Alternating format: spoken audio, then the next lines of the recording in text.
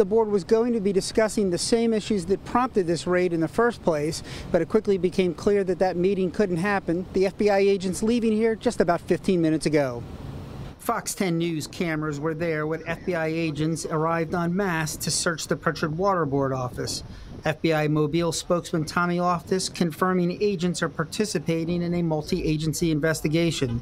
He wouldn't provide details, but Water Board attorney Jay Ross says it's not hard to figure out. So about the misappropriation of funds, and what else would it be about?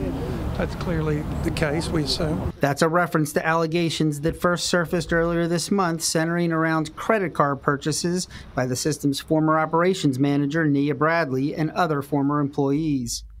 Ross has called it, quote, the worst case of public corruption he's ever seen, and says potentially personal expenses charged to utility credit cards could total $1.5 million.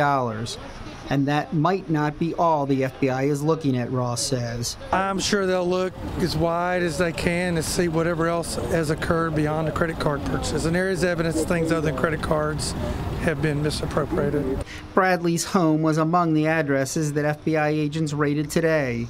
Her attorney, Jason Darley, says it's not a surprise. Anytime you have public comments about investigations ongoing, you kind of expect this stuff, so it was a matter of time. Darley says he hasn't been told of any allegations against his client except for the credit card charges, and he repeated his contention that the board authorized them. Prichard Mayor Jimmy Gardner has been quiet about the unfolding controversy in the water system. Although the council appoints board members, the mayor has no direct oversight, and the utility operates independently of the city.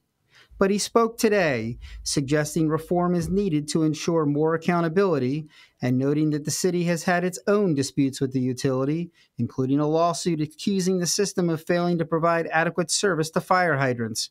At one point, City Hall found itself without service. They cut the city water out, you know that. We got to have a better control mechanism, of policies and processes that needs to be put in place that will help us move this water board in the right place, in the right direction.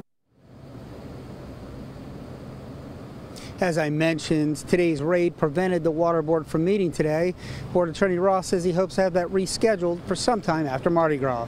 Reporting live in Prichard, Brendan Kirby, Fox 10 News.